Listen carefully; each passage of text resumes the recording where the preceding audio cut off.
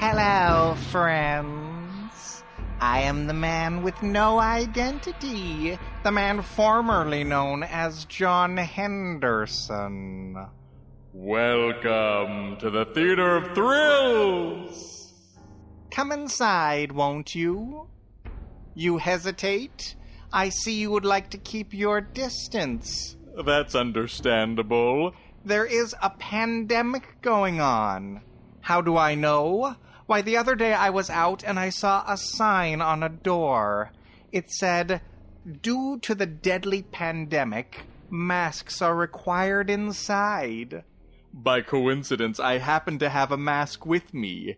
It was a grotesque rubber mask left over from Halloween. Tonight's episode is The Haunting Hour.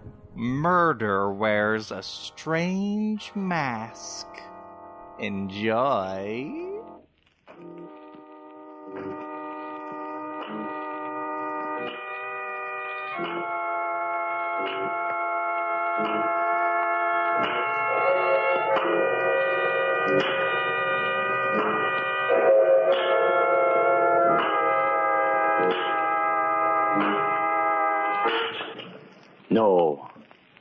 No, stay where you are. Do not break the stillness of this moment, for this is a time of mystery, a time when imagination is free and moves forward swiftly, silently.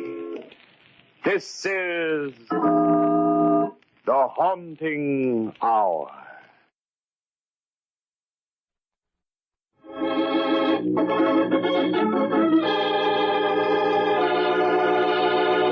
Murder wears a strange mask.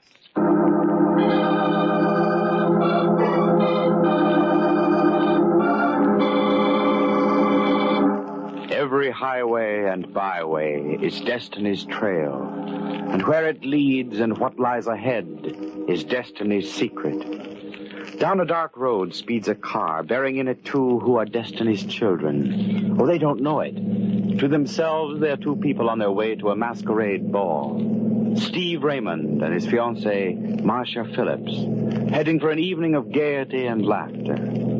But they are destined to spend a strange, macabre evening in fear. For one of the guests at the masquerade is death. You're rather fetching in your gypsy costume, Marcia. In a moment, I'll be tempted to read your mind. Well, there isn't much I can hide from you, darling. Your womanly instincts are quite remarkable. Especially where Joan Williams is concerned? Oh, now look here, Marcia. I must admit this magician's disguise of mine isn't too effective. For one thing, it hasn't helped me to change your disposition. Steve. But if you will, my dear, please try to check your suspicions at the door. Fortunately, we're not married as yet, and Ben Carter's masquerade promises too good a time for you to spoil. At the risk of being stubborn, dear, I'm curious to know what you see in her. Or perhaps you can tell me why Roy Benson is still madly pursuing her. I guess he never stopped loving her. He was her first husband. Just the same, Steve, dear. If I so much as see you go near her tonight, I might be tempted to drop a potent mixture in the punch bowl. Oh, be careful with your predictions, darling. You're a gypsy fortune teller tonight, and I'd rather not see you proven accurate. That's up to you, Steve. You're a little early with your masquerade, Marcia. Wait till we get to Ben's place. Then you can feed strychnine to Joan Williams and all my other lot.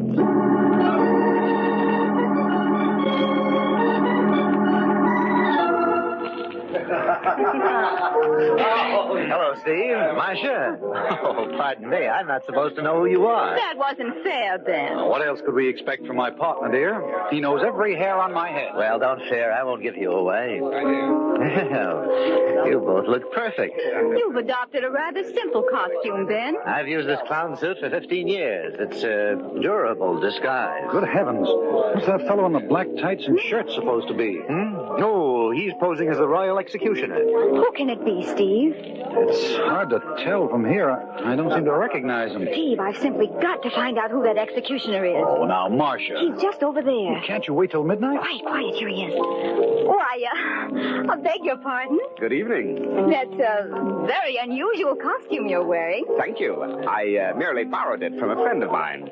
I hope it's effective. Your voice, it's quite familiar. Oh, now, Miss Phillips, don't you recognize Steve Raymond's rival for Joan Williams' hand? Roy Benson. Of course. I follow Joan everywhere, and especially on a night such as this. I couldn't resist seeing her dressed as Cinderella. And in a very charming costume, too, no doubt. Oh, but naturally, my wife, I beg your pardon, my former wife, has a talent for being beautiful. Now, what sort of executions do you have a hand in, Roy? Oh, no special method, Steve. I've really no preference. Hush, gentlemen. The dream approaches. Cinderella. Oh, my, what a charming trio. A magician, a gypsy, and an executioner. You're looking lovely, my dear. Thank you, Roy. How are you, Marcia? I don't know. As yet. How are you, Steve, dear? Looking for a glass slipper, Cinderella? And perhaps a way to break our engagement. Perhaps. Quiet, everyone. Ben's getting ready to speak. Ladies and gentlemen of the masquerade, as master of the revels, I welcome you to the ball. You've been asked here, disguised in the roles for which you have all longed these many years. You're all strangers to one another, your identity known only to yourselves. Thus you will remain till midnight. But till that hour, the mystery of the unknown is yours. The excitement of living a dream is in your hands. I see a magician here, a peasant, a statesman, a clown such as myself, and, oh, there's Cinderella, who at midnight will find that dreams must end. But until the clock strikes, give yourselves to music and wine and dancing.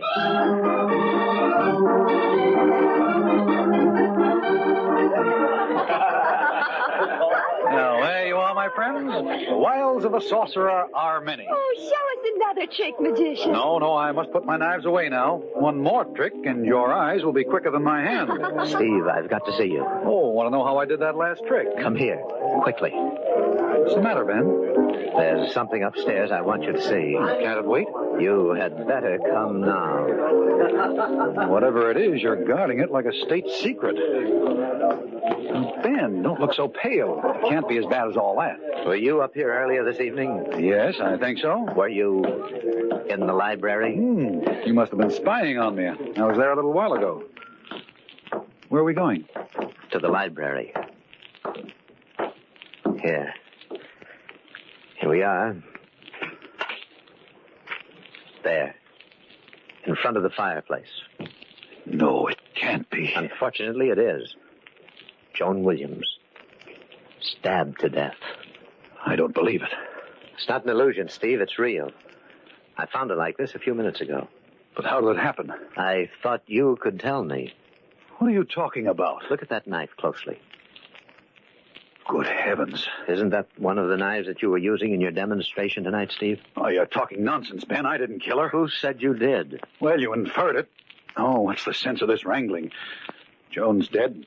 I didn't do it, but I want the man who did. There's a set of prints on the knife handle, Steve. If they match yours, well, that's the answer. You're pretty well convinced that I murdered her, aren't you, Ben? We'll let the police decide that. I'm going to call them. Well, no, you can't, Ben. You've got to give me a chance first. No? What do you mean? I swear to you that I didn't do it, Ben. Now, you've got to let me find who did. Just a few hours, that's all I need. Just till midnight. All right, Steve. Till midnight, then.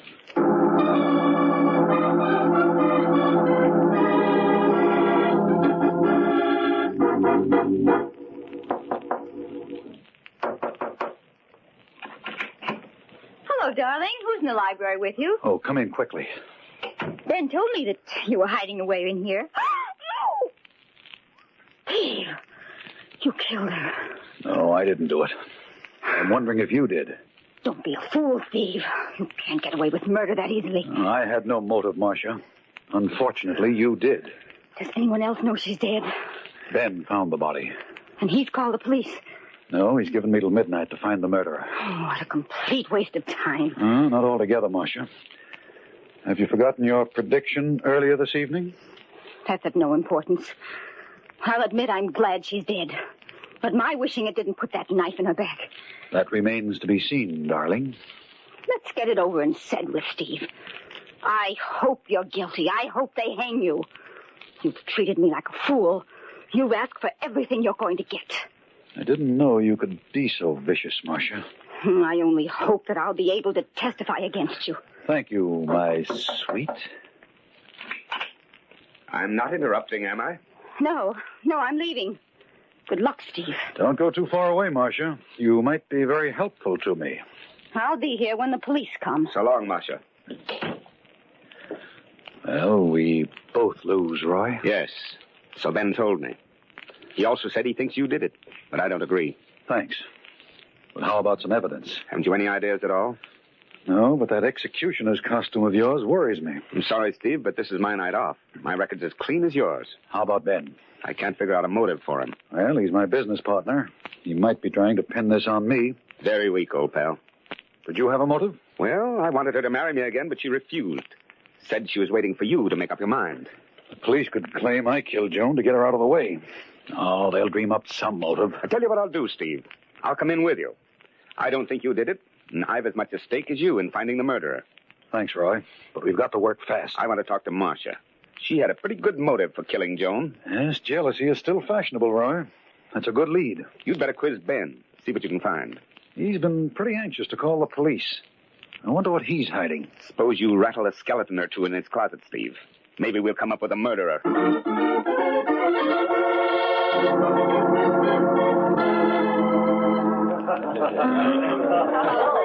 Any clues so far, Steve? It's not very encouraging, Ben. Remember our agreement. Midnight's the deadline. You know, Ben, I've completely neglected to ask you some rather important questions. No. What's on your mind, Steve? Well, for one thing, how come you happened to find Joan's body? I'll tell that to the police. Oh, I'm trying to clear myself of suspicion of murder, Ben. Make a very bad debating partner. Why not question Roy Benson? Now, listen, Ben, this is no idle business transaction. You've accused me of murder. You might be decent enough to explain why I should be so certain of your innocence. Suppose I call the police. Right now, Steve, let them settle the question of where the guilt belongs. You promised to hold off till midnight. Very well, then, but you might do better trying to clear yourself than just standing here arguing. Goodbye. Where are you going? I have an appointment with an executioner. Want to come along?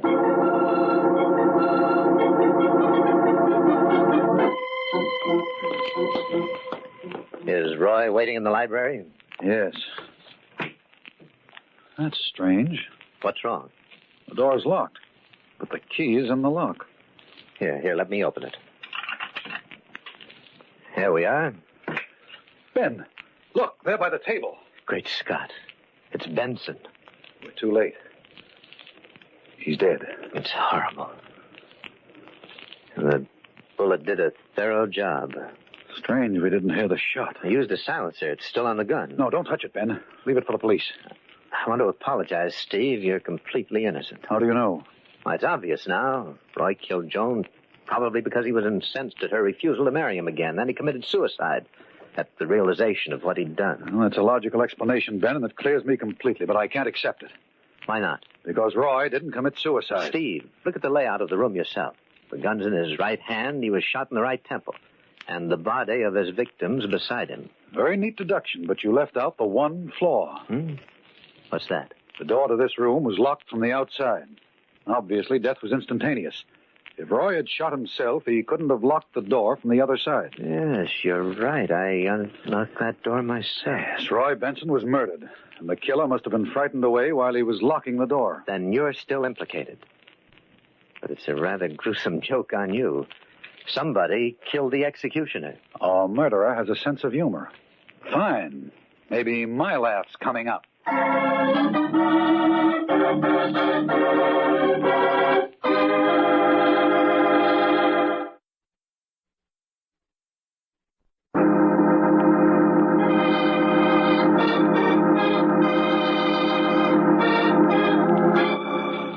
Destiny's Highway has led Stephen Raymond and his fiancée, Marcia Williams, to the home of Steve's partner, Ben Carter, where a masquerade ball is in progress.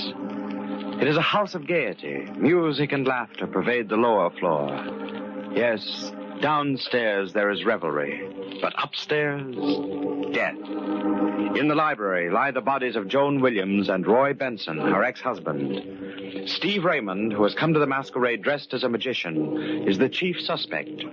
For while Roy Benson was shot, the knife found in Joan Williams' body was used in Steve's magic act. Ben Carter, Steve's host, has promised to wait until midnight before calling the police in order that Steve might find sufficient evidence to exonerate himself and perhaps find the real murderer. Steve is alone with Ben Carter. They're talking. It's not very far from midnight, Steve. Well, until they unmask Ben, I have a chance to find the murderer. The same person killed them both. The knife that killed Joan was yours. But whose gun was it? Well, the police can trace the registry. That's impossible. The serial number was filed off. How do you know that? I examined the gun while we were upstairs. But I had told you not to, Ben. I wanted the police to find things I untouched. was only trying to help you, Steve. After all, you're the only one on whom the police can build a case. Remember, it was your knife that killed Joan. Well, whoever stole that knife from me killed Joan and Roy. Better use your magician's get-up of yours, Steve, and see if you can pull a murderer out of your top hat. Yes, I'm going back to the party and do just that.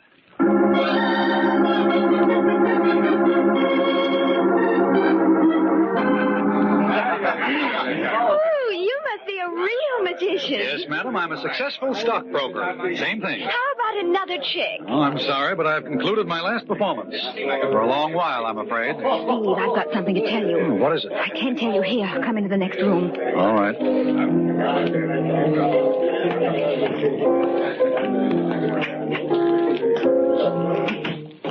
Steve, I think I know who killed Joan and Roy. Good girl. Who?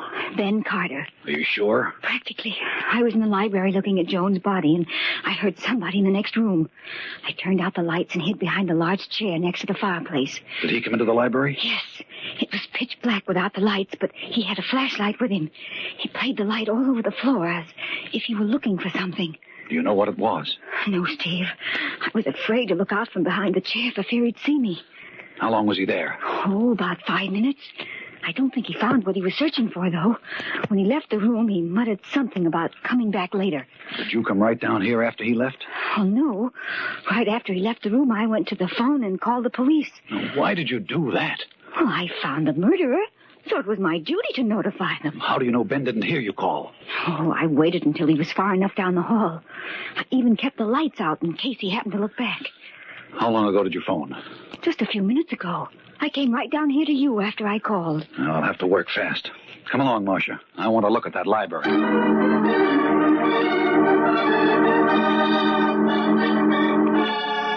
Oh, no light showing under the door. Let's go in. Nothing's been touched since I was here. Now, what could Ben have been searching for? Well, perhaps he dropped something when he killed Joan and Roy. Yes, possibly, but what? Steve, look. There. Under that chair near the fireplace. Yes, I see it. What is it? A large black button. I recognize that. Didn't you notice that one of the buttons on Ben's clown suit was missing? Yes, you're right, Marcia. There. Doesn't that prove his guilt? Well, not necessarily. The thing that still interests me is his certainty that my fingerprints are on the handle of the knife that killed Joan. Well, how could it have been used without disturbing your prints? By wearing gloves and using the blade part of the knife for throwing. That's very clever of you, darling. If my prints are still on that knife handle, they were placed there when I used the weapon in my little act downstairs. When it was stolen from me, the prints were very carefully preserved. What are you going to do? I'm going to make a call, try to get some information on fingerprints. Let me have the inspector, please. Wait a minute. Someone's on the other extension. Who is it? Ben. He's decided not to wait till midnight as he promised me. He's a little worried. Listen. Inspector Boland, this is Ben Carter, 116 Ocean Road. Yes, Mr. Carter. There have been 2 murders in my house. You'd better send someone out immediately. 2 murders? Both at the same time? No, they happened separately. What's going on up there? Please hurry. The murderer is still in the house. I'll watch him till you get here. We'll lock the doors. I want no one to leave before I get there. Is he crazy? He's giving himself up. I'm afraid he's not, Marcia. He's determined to prove me guilty. Oh, he hasn't a chance. Hasn't he? What proof do we have? Well, I saw him in this room. When Joan and Roy were killed? Of course not. But why was he sneaking around in here looking for this lost button? Well, whatever the reason, I'm afraid my goose and I are cooked quite thoroughly. Oh, no, you're not.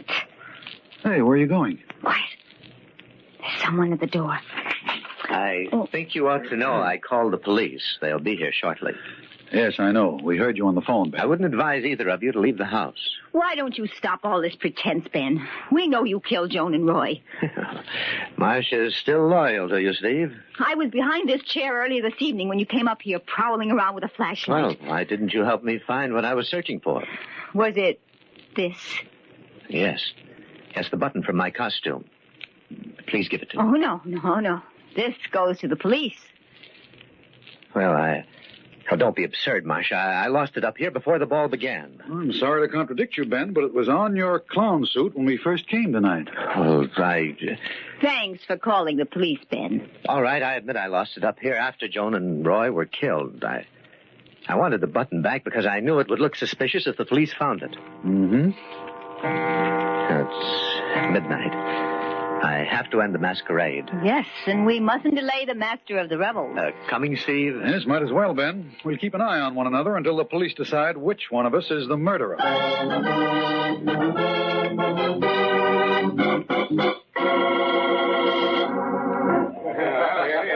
Ladies and gentlemen of the masquerade, the time has come when you must leave the mystery of the unknown and return to the reality of the present. The peasant will become a wealthy man, the clown a respected philosopher, the beggar a statesman. This is the moment. Unmask, please. Ben, the police are in the hall. Take care of them for a minute, Steve. I'll be right back. Oh, I'll give them all the clues they require. Well, what's the delay? Mr. Carter will be here in just a moment, Inspector. My name's Steve Raymond. I believe that Mr. Carter considers me the principal suspect. Did you do it? No. I hope you'll believe me. I believe no one, only evidence. Would you care to see the bodies? I want to see Mr. Carter first. Come on, Inspector. That came from the garden. And that's where we're heading for. Let's go.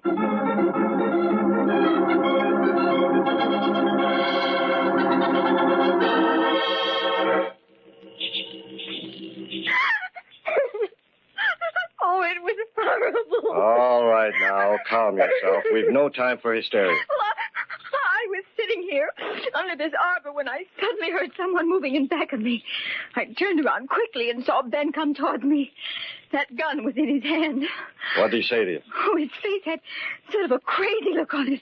He told me that I was the only one who could possibly testify against him. He came closest to me and brought the gun down as if to strike me. Did he hit you? No, I dodged the blow and I grappled with him for the gun. Finally, I managed to get possession of it, and I shot him. It was the only thing I could do. Let me see that gun, Mr. Raymond. Here you are, Inspector. Will you hold the flashlight, Mr. Raymond? Surely. Now, just a little fingerprint powder over the butt of the revolver. There we are. Now, do you see the impression? Yes, there are two distinct sets of prints on the butt. Just as I told you, Ben and I fought for the gun. Is your conclusion the same as mine, Mr. Raymond? I'm afraid it is, Inspector. Marcia lied in her story. That's ridiculous, Steve. Don't you see the two sets of prints? That's just it, Marcia. If you and Ben had fought for possession of the gun, the two sets of prints would have been smudged and blurred. Not distinct and clear as they are now. It was very convenient of you to tell that story. Why'd you try to kill this man? Try? He's dead, isn't he? Not quite. Fortunately for him, one bullet missed and the other just creased his scalp. He'll be around shortly and in fine shape to testify against you. This was your second mistake, Marcia.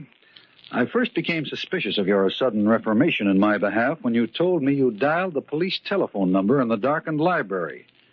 I was convinced you hadn't phoned when we listened in on Ben's call to police headquarters. It was obvious from the inspector's reaction that it was the first report of the murders he had had. Watch out, young lady. Don't make me chase you through the garden. I'm not that young anymore. Let go of me. Let go of me. Of course I killed him. Joan was a worthless fool trying to take you away from me.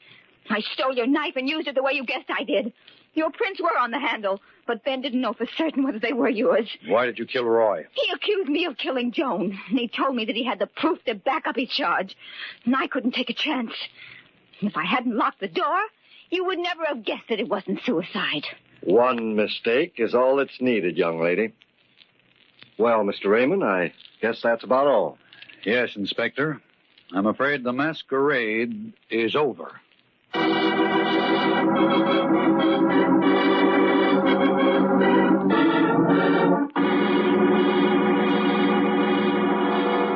From shadows and stillness, mystery weaves a spell of strangest fascination, charging the mind with doubts and fears. For mystery is a strange companion, a living memory in the haunting hour.